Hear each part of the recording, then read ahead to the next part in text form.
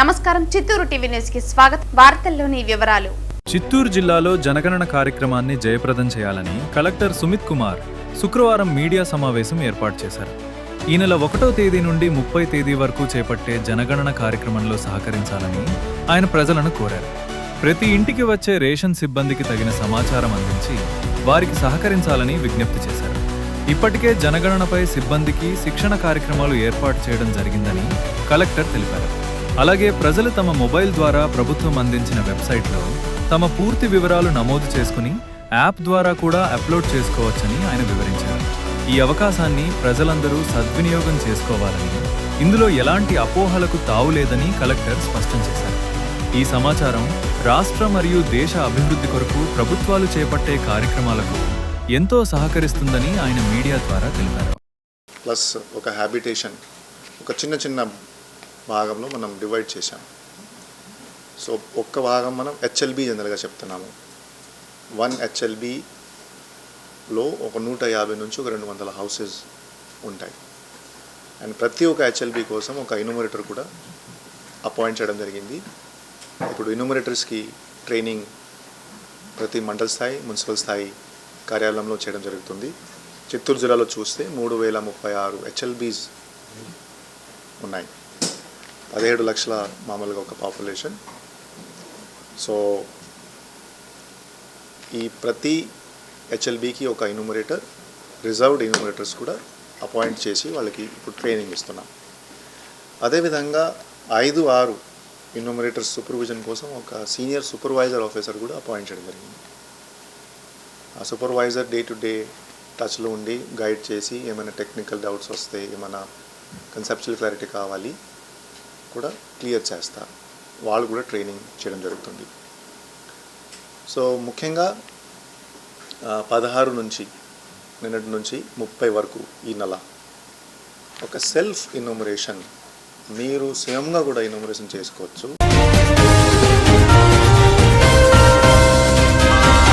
వేసవి తీవ్రత పెరుగుతున్న నేపథ్యంలో ప్రజలు జాగ్రత్తగా ఉండాలని జిల్లా కలెక్టర్ సుమిత్ కుమార్ సూచించారు.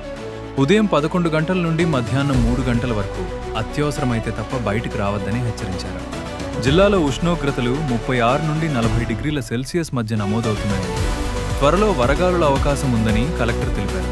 తగినంత నీరు తాగుతూ ఎండలో అనవసరంగా తిరగకుండా జాగ్రత్తలు పాటించాలని ఆయన ప్రజలను కోరారు. కలెక్టర్స్కి తెలియపరుస్తారు. Plus as well as disaster management సంబంధించి సిబ్బంది కూడా చెప్తారు.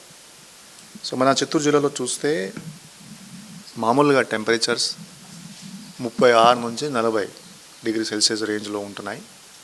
హైయెస్ట్ టెంపరేచర్ జనరల్గా గంగవరం, రంపిచర్ల, విజయపురం ఈ మండలాల్లో అబ్జర్వ్ చేయడం జరుగుతున్నాయి 40 డిగ్రీ వరకు.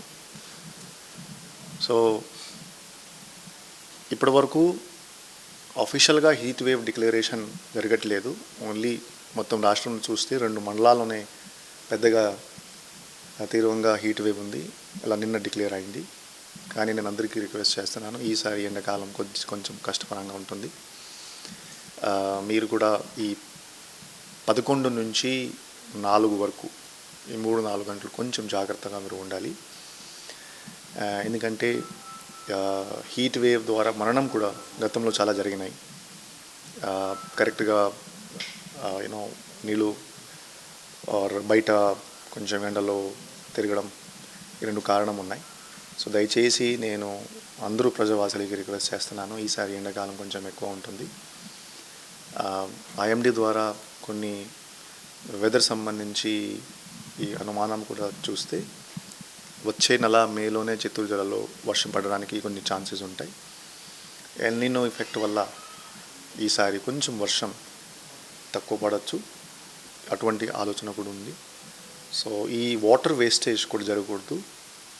మీరు అందరూ ఈ వాటర్ కన్జర్వేషన్ కూడా మీరు ఒకసారి చూసుకోవాలి. మన తరఫు నుంచి కూడా మున్సిపల్ కమిషనర్స్ మరియు ఎంపీడీఓస్ మరియు పంచాయత్ సెక్రటరీస్, ఆర్డబ్ల్యూఎస్ డిపార్ట్మెంట్ సిబ్బంది అందరికీ ఆ సూచన ఇస్తున్నాము. డ్రింకింగ్ వాటర్ క్రైసిస్ జిల్లాలో రాకూడదు. ఎక్కడైనా సమస్యలు ఉంటే బోర్వెల్ కావాలంటే ఇమీడియట్గా పంచాయతీ ఫండ్స్ కానీ జెడ్పీ నిధులు వాడచ్చు. అదేవిధంగా బోర్వెల్ ఫెయిల్ అయితే అక్కడ ట్యాంకర్స్ ద్వారా కూడా బేసిక్లీ ట్రాన్స్పోర్టేషన్ చేసుకోవచ్చు, అటువంటి డైరెక్షన్స్ ఇచ్చాము. సో ఈ హీట్ వేవ్ సంబంధించి మీరు అందరూ జాగ్రత్తగా ఉండాలి. వచ్చే ఒక 10 రోజులు ఇంకా జాగ్రత్తగా ఉండాలి, ఎందుకంటే జిల్లాలో ఖచ్చితంగా హీట్ వేవ్ రావడానికి ఛాన్సెస్ ఉంటాయి.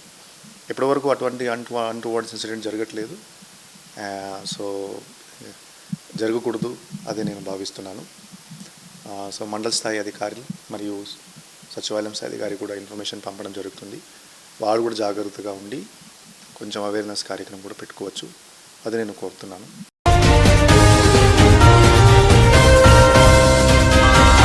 చిత్తూరు జిల్లాలో ఇంటర్మీడియట్ ఫలితాల్లో మంచి విజయం సాధించారని జిల్లా విద్యాశాఖ అధికారి డిఈఓ మీడియాకు తెలిపారు. ఈ సందర్భంగా ఆయన మాట్లాడుతూ ఫస్ట్ ఇయర్లో జిల్లానులా నుండి 12,567 మంది పరీక్ష రాయగా 8,691 మంది పాస్ అయ్యారని తెలిపారు. 69% పాస్ మార్కులతో జిల్లా రాష్ట్రంలో 22వ స్థానంలో నిలిచింది. అలాగే సెకండ్ ఇయర్లో 11,651 మంది పరీక్షలు రాయగా 8,280 మంది పాస్ అయ్యారని ఆయన వివరించారు. 71% పాస్ మార్కులతో చిత్తూరు విద్యార్థులు విజయం సాధించారని తెలిపారు. ఈ నెల 20వ తేదీన రీవెరిఫికేషన్ ప్రక్రియ కూడా ప్రారంభమవుతుందని ఆయన తెలిపారు. తక్కువ మార్కులు వచ్చాయని భావించే విద్యార్థులు ఈ వెరిఫికేషన్లో పాల్గొని తమ ప్రశ్నాపత్రాలు మరియు మార్కులు తెలుసుకోవచ్చని ఆయన సూచించారు. నమస్తే. నిన్న బోర్డ్ ఆఫ్ ఇంటర్మీడియట్ ఎడ్యుకేషన్ వాళ్ళు ఇంటర్మీడియట్ రిజల్ట్స్ అనౌన్స్ చేశారు. ఈ సందర్భంగా చిత్తూరు జిల్లా విద్యార్థులు అత్యంత ప్రతిభను కనబరిచారు. సెకండ్ ఇయర్ విద్యార్థులు 71% పాస్ అయ్యారు. అదేవిధంగా ఫస్ట్ ఇయర్ విద్యార్థులు 69% పాస్ అయ్యారు. గతంలో ఫస్ట్ ఇయర్ విద్యార్థులు 54% మాత్రమే పాస్ అయ్యారు గత సంవత్సరం. ఈ సంవత్సరం ఆ ఫలితాలు బాగా మెరుగయ్యి 69% వచ్చింది. గత సంవత్సరం సెకండ్ ఇయర్ విద్యార్థులు 73%తో ఉత్తీర్ణత శాతం సాధించారు. అయితే ఈ సంవత్సరం అది 2% తగ్గి 71%గా మనకు వచ్చాయి. ఇది మన చిత్తూరు జిల్లా రిజల్ట్స్. అయితే ఫెయిల్ అయిన విద్యార్థులు ఎటువంటి ఒత్తిడికి లోను కాకుండా, మార్కులకు ముఖ్యమైన ఇవ్వకుండా జాగ్రత్తగా ఉన్నటువంటి ఈ 30 రోజులు వాళ్ళు కానీ ఆ ఒక సబ్జెక్టు 2 సబ్జెక్టుల్లో ఎక్కడైతే వాళ్ళు ఫెయిల్ అయినారో ఆ సబ్జెక్ట్ కానీ బాగా చదువుకున్నట్లయితే వెంటనే జరగబోయేటువంటి మే 21వ తారీఖున జరగబోయేటువంటి అడ్వాన్స్ సప్లిమెంటరీ ఎగ్జామినేషన్స్ లో వాళ్ళందరూ కూడా ఉత్తీర్ణుల వాళ్ళకి చాలా అవకాశాలు ఉన్నాయి. కాబట్టి విద్యార్థులు కానివ్వండి, వారి తల్లిదండ్రులకు కానివ్వండి, ఎటువంటి ఒత్తిడికి గురి కాకుండా తమ పిల్లల్ని నెక్స్ట్ రాబోయేటువంటి పరీక్షలకు ప్రిపేర్ చేయవలసిందిగా నేను మనవి చేసుకుంటున్నాను. అదేవిధంగా 20వ తారీఖు నుంచి 27వ తారీఖు వరకు ఎవరైతే విద్యార్థులకు తక్కువ మార్కులు వచ్చాయని అనుకుంటున్నారో వాళ్ళు రీకౌంటింగ్ అని కానీ లేదా రీవెరిఫికేషన్ కానీ కట్టుకున్నట్లయితే వాళ్లకు మార్కులు పెరిగేదానికి అవకాశం ఉంటుంది. కాబట్టి ఈ అవకాశాన్ని అటువంటి తల్లిదండ్రులు ఉన్న విద్యార్థులు ఉంటే దాన్ని ఉపయోగించవలసిందిగా కోరుకుంటున్నాను.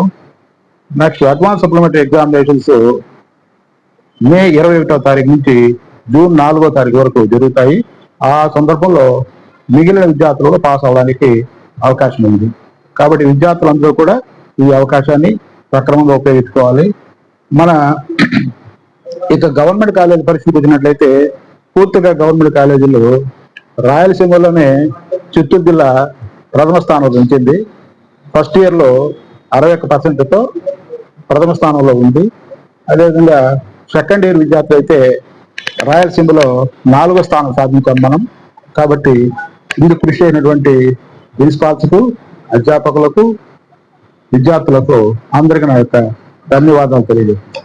Thank you.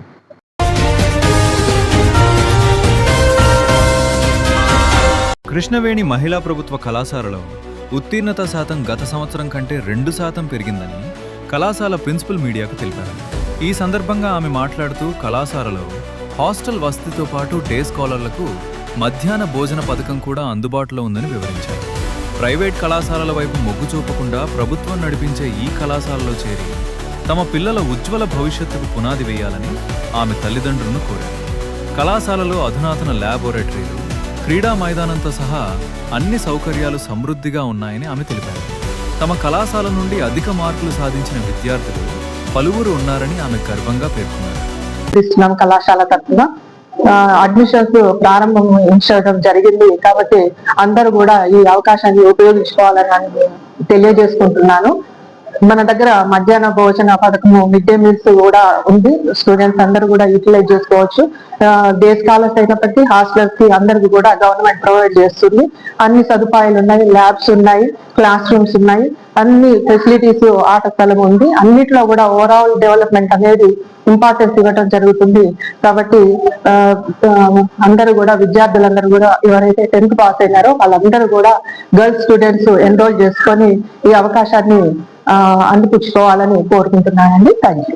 నేను కృష్ణవేణి కాలేజ్లో చేరినాను. నాకు 10th అయితే అంతగా మార్క్ రాలేదు, 453 వచ్చింది.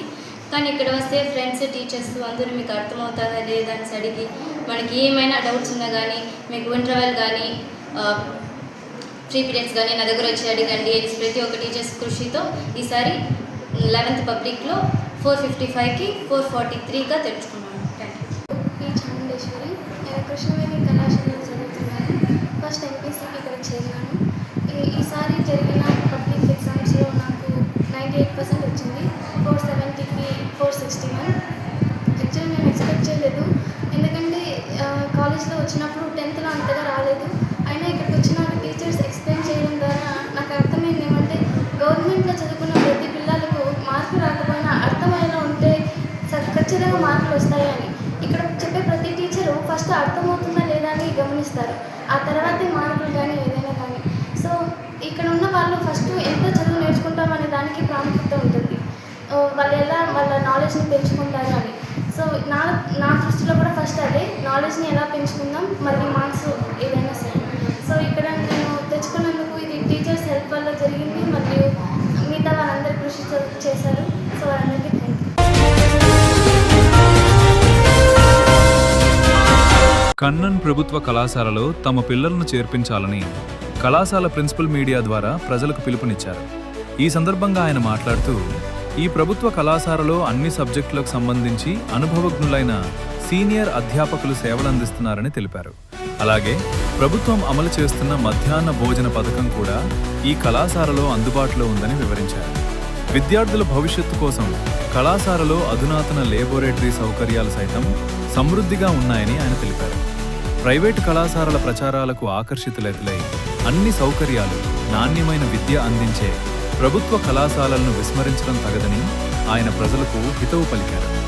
ఈ కళాశాలలో చదివే విద్యార్థులకు నోట్బుక్లు, స్టడీ మెటీరియల్ మరియు సబ్జెక్టు పుస్తకాలు ఉచితంగా అందిస్తున్నామని ప్రజలు ఈ అవకాశాన్ని సద్వినియోగం చేసుకోవాలని ఆయన కోరారు. జువాలజీ ల్యాబ్స్ స్వతహాగా ప్రయోగాలు చేసే విధంగా ఉన్నాయి. అంతేకాకుండా ఇక్కడ తక్కువ ఫీజుతో నాణ్యమైన విద్యను అందజేస్తున్నారు. ప్రభుత్వ పరంగా నాణ్యమైన అన్ని పోషకాహారాలు కలిగిన మధ్యాహ్న భోజన పథకం ద్వారా మధ్యాహ్న భోజనాన్ని సరఫరా చేస్తున్నారు. టెక్స్ట్ బుక్స్, అన్ని సబ్జెక్ట్స్ కు సంబంధించిన టెక్స్ట్ బుక్స్ అన్ని విద్యార్థులకు ఉచితంగా, అంతేకాకుండా విద్యార్థులకు అవసరమైన నోట్ పుస్తకాలన్నీ విద్యార్థులకు అందజేస్తున్నారు. అలాగే విద్యార్థులు EAMCET, NEET, JEE primary examination రాయడానికి అవసరమైన మెటీరియల్ అన్ని అందజేస్తున్నారు. అలాగే సైన్స్ విద్యార్థులకు, వాళ్ళకు ఆర్ట్స్ విద్యార్థులకు కాంపిటేటివ్ ఎగ్జామినేషన్ కి రావాల్సిన కాంపిటేటివ్ మెటీరియల్ కూడా ఉచితంగా అందజేస్తున్నారు. ప్రభుత్వ పరంగా ఇన్ని వసతులు కలిగజేస్తూ ఉన్న మన ప్రజలు, మీరందరూ ఒకసారి ప్రశాంతంగా ఆలోచించి 10వ తరగతి పాస్ అయిన విద్యార్థులందరికీ ఈ ప్రభుత్వ కళాశాలల్లో చిత్తూరు పట్టణ పరిసరాల్లో ఉన్న విద్యార్థులు, 10th క్లాస్ విద్యార్థులు మరియు ప్రజలు ఆలోచించి ప్రభుత్వ జూనియర్ కళాశాలలో చేర్పించాలని కోరుతున్నాను. చాలా మంది విద్యార్థులు, తల్లిదండ్రులు వేరే వాళ్ళు ప్రైవేట్ కళాశాల వాళ్ళు చెప్పే మాటలు విని తన మంచి జ్ఞానము కలిగిన మంచి ఇంటెలిజెంట్ స్టూడెంట్స్ కూడా తీసుకొని పోయి ప్రైవేట్ కళాశాలలో చేర్పించేస్తున్నారు. ఇక్కడ ఉచితంగా అన్ని రకమైన టెక్స్ట్ బుక్స్ ఉచితంగా అందజేస్తూ ప్రభుత్వ కళాశాలలో నాణ్యమైన విద్యను అందజేస్తున్నారు. కాబట్టి మీరు ప్రభుత్వ కళాశాలలో చేర్పించాలని నేను ప్రతి ఒక్కరిని కోరుకుంటున్నాను. అలాగే ఒక్కసారి మీరు ప్రశాంతంగా ఆలోచించినప్పుడు కోట్లు విలువ చేసిన ఈ భూములను మనము కన్నన్ వాళ్ళ తల్లిదండ్రులు తన కొడుకు జ్ఞాపనార్థంగా అందజేసి కన్నన్ కళాశాలగా ఈ చిత్తూరు పట్టణంలో చిత్తూరు పరిసర ప్రాంతం ప్రజలు ప్రతి ఒక్కరూ విద్యను తక్కువ ఖర్చుతో పొందాలని ముఖ్యమైన ఉద్దేశంతో ఈ కన్నన్ కళాశాలను స్థాపించారు. ఇలాంటి ఈ గొప్ప కళాశాల ఒకనాడు ఎవరు పోటీ లేకుండా మంచి ఉన్నతమైన విద్యార్థులకు మంచి ఇక్కడ చదువుకున్న పూర్వ విద్యార్థులు వివిధ మంచి స్థాయిలో తన విధులను తన జీవితాన్ని గడుపుతున్నారు. ఇలాంటి గొప్ప కళాశాల ఈ రోజు కొన్ని కారణాల వలన దిగజారిపోయి అడ్మిషన్స్ కూడా తగ్గిపోతూ విద్యార్థుల సంఖ్య కూడా చాలా తగ్గిపోతున్నాయి. ఇలాంటి సమయంలో ప్రభుత్వ కళాశాల వారసత్వంగా వచ్చిన ఈ ప్రభుత్వ కళాశాలను మనము తగ్గించుకుంటే వాని మనుగడను సాగించలేకపోతే అవి బీద విద్యార్థులు తన విద్యను పొందడానికి చాలా కష్టమవుతుంది. కాబట్టి దయచేసి ప్రతి తల్లిదండ్రులు నేను కోరుకోవడం ఏమంటే ప్రభుత్వ కళాశాల కన్నన్ కళాశాలలో చేర్పించండి. రిజల్ట్స్ పరంగా ఆలోచించి కూడా ముందు సంవత్సరం కన్నా రాను కొద్దిగా ఇక్కడ చేరుతున్న విద్యార్థులకు అనుగుణంగా ఇక్కడ ఏ కళాశాలలో సీట్ దొరకని కొన్ని విద్యార్థులు చేరుతున్న దానికి అనుగుణంగా దానికి తగ్గట్టు రిజల్ట్స్ కూడా మనకు కొన్ని బాగానే వచ్చినాయి. లాస్ట్ ఇయర్ కూడా కొద్ది రిజల్ట్స్ పెరిగినాయి.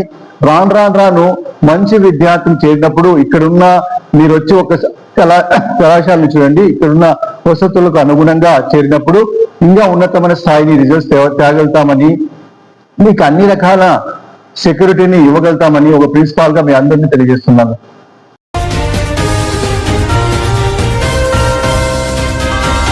చిత్తూరు సెంటర్ పలమనేరు నీటిపారుదల శాఖ డిఈ కార్యాలయంలో అవినీతి నిరోధక శాఖ దాడులు నిర్వహించింది.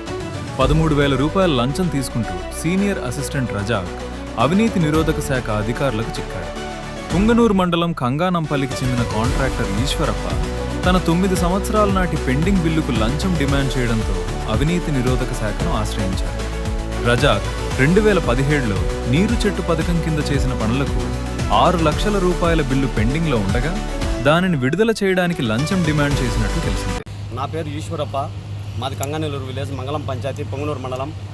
నేను 17, 18 నీరు చెట్లో వర్కులు చేస్తే అప్పుడు గవర్నమెంట్ లాస్ట్ మూమెంట్లో గవర్నమెంట్ వాడిపోయింది, ప్రభుత్వం పోతే వైసీపీ గవర్నమెంట్ వచ్చింది కాబట్టి మా బిల్లులంతా పెండింగ్ పెట్టారు.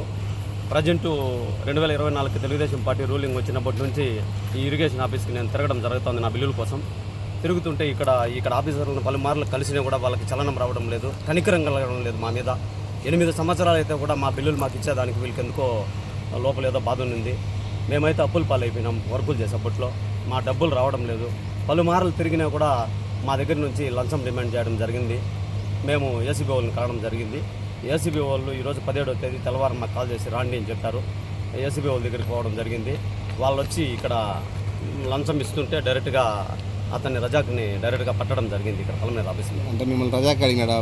నిజమండి, రజాకే అడిగాడు. ఎంత అడిగినా? 13,000 అడిగాడండి. అతను ఏ పోస్టు? Senior assistant. మీకు ఎంత రావాలి బిల్లు? 6 లక్షల దాకా రావాలి సార్. పుంగనూరు మండలము మంగళం విలేజ్కు చెందినటువంటి ఈశ్వరప్ప అనేటువంటి కాంట్రాక్టర్ తను 2018వ సంవత్సరంలో నీరు ప్రగతి ప్రోగ్రాం కింద చేసినటువంటి మంగళం విలేజ్కు సంబంధించి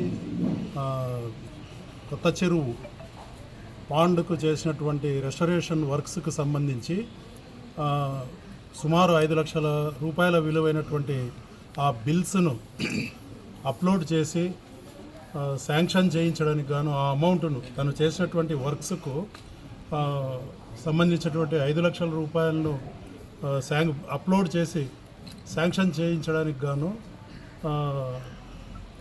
ఈఈ ఇరిగేషన్ ఆఫీస్కు చెందినటువంటి షేక్ అబ్దుల్ రజాక్ సీనియర్ అసిస్టెంట్ గారు ఆయనను సుమారు 6 నెలల పాటుగా 15,000 రూపాయలు లంచం అడిగి ఆయన ఇచ్చుకోలేనని చెప్పి ప్రాధేయపడితే 13,000కు తగ్గించి సుమారు 6 నెలల పాటుగా అతన్ని వేధింపులకు గురి చేస్తూ ఉన్నందువల్ల ఆ లంచం ఇచ్చుకోలేనటువంటి నిస్సహాయ స్థితిలో ఈశ్వరప్ప తిరుపతి ఏసీబీ డిఎస్పీ అయినటువంటి నన్ను, మా సిబ్బందిని, మా ఇతర అధికారులను ఆశ్రయించి ఆయన మీద నిన్న కంప్లైంట్ ఇవ్వడం జరిగింది.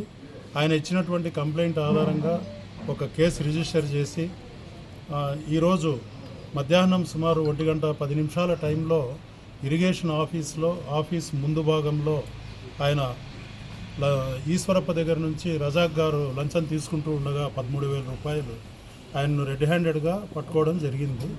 విచారణ పూర్తి అయినంత నిమిత్తము ఆయనను నెల్లూరు ఏసీబీ కోర్టుకు రిమాండ్కు పంపించడం జరుగుతుంది. ఏ ఉద్యోగి అయినా కూడా అరెస్ట్ అయ్యి 48 అవర్స్ రిమాండ్లో ఉన్నట్లయితే ఖచ్చితంగా వాళ్ళ శాఖ ఉన్నతాధికారులు ఆయన్ను సస్పెన్షన్లో పెట్టడం జరుగుతుంది.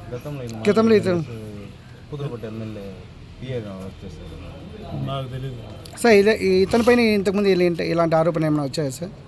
నాకు ఐడియా లేదు సార్. ఓన్లీ సీనియర్ అసిస్టెంట్ మాత్రమే. ఇంకా ఎవరైనా అన్నారా? లేదండి, వాళ్ళంతా సంతకాలు చేసేసారు. ఆ ఫైల్లో ఎవరు సంతకాలు పెండింగ్ లేవు. ఈఈ గారు, డిఈ గారు, ఏఈ గారు. కంప్లైంట్ కూడా మాకు వాళ్ళ మీద ఎటువంటి ఫిర్యాదు చేయలేదు. డబ్బు అడిగింది ఈయనే, ఫైల్ పెండింగ్ ఉన్నది ఈయన దగ్గరే, పని చేయాల్సింది ఈయనే. కాబట్టి ఆయన మీద ఒకటే కేసు పెట్టడం జరిగింది. అదేవిధంగా తిరుపతి, చిత్తూరు జిల్లా ప్రజలందరికీ కూడా చేసే విజ్ఞప్తి ఏమంటే, ఏ శాఖ అధికారులైనా కూడా వాళ్ళు చట్టపరంగా చేయాల్సినటువంటి పనులు చేయకుండా వాళ్ళు లంచం అడుగుతూ ఉన్నట్లయితే ప్రజలు స్వచ్ఛందంగా, స్వేచ్ఛగా తిరుపతి ఏసీబీ ఆఫీస్ను ఆశ్రయించి మీ పనులను మీరు చట్ట ప్రకారం పూర్తి చేసుకోవాల్సిందిగా మేము విజ్ఞప్తి చేస్తున్నాం. 944-044-6190 944-044-6190. మీ పేరు? నా పేరు G Sitarama Rao, Kadapa ACB DSP, incharge Tirupati DSP. Thank you sir.